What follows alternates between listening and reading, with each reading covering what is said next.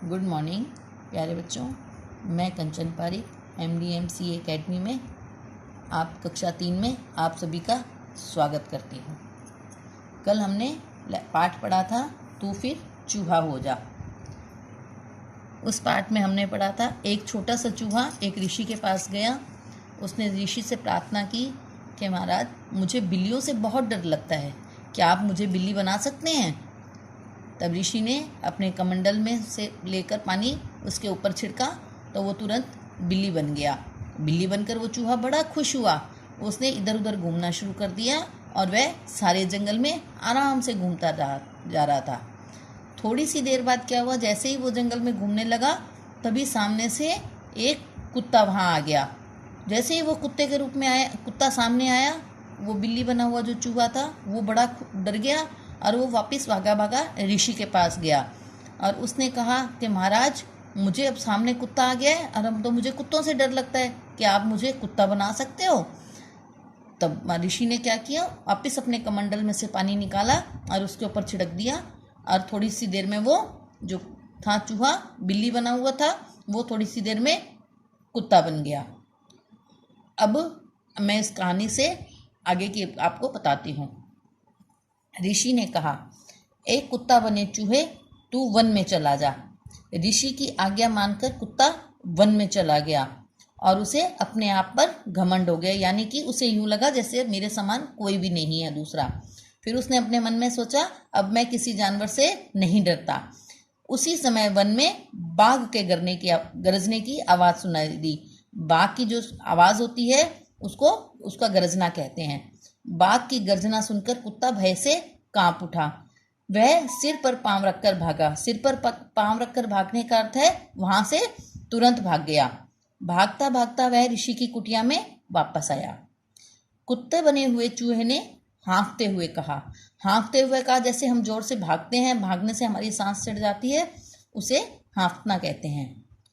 उसने चूहे ने कहा, महाराज मैंने आपकी आज्ञा का पालन किया। उसने कहा, महाराज मैंने आपकी सारी बात मानी और मैं जंगल में चला गया। वहां बाघ की गर्जना सुनकर मैं भयभीत हो गया।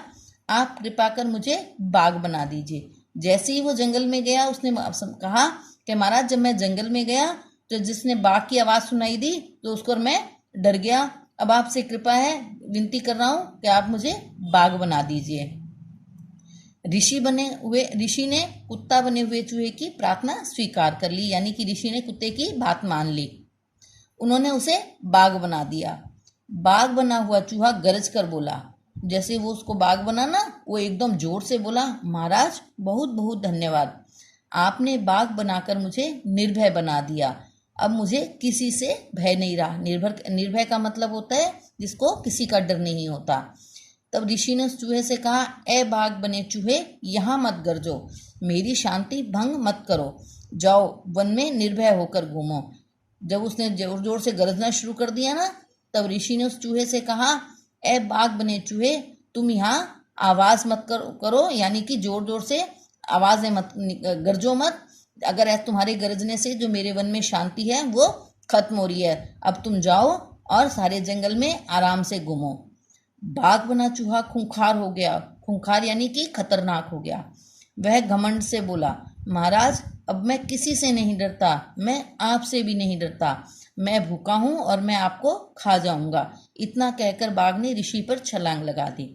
जैसे ही वो बाघ बना ना, बाघ बनने के बाद जो चूहा था वो बड़ा खतरनाक हो गया। उसने बड़े घमंड से ऋषि से कहा, महाराज अब मुझे तो किसी से ही डर नहीं लगता, मुझे आपसे भी डर नहीं लगता। अब मुझे भूख लगी हुई है और मैं आपको ही खा जाऊंगा। जैसे इतना कहा और उसने जो क्या था, बाघ ने ऋषि के ऊपर छलांग लगा दी। ऋषि ने जल्दी से बाघ पर कमंडल से जल छिड़का और कहा, ए बाघ बने चूहे तू फिर चूहा हो जा।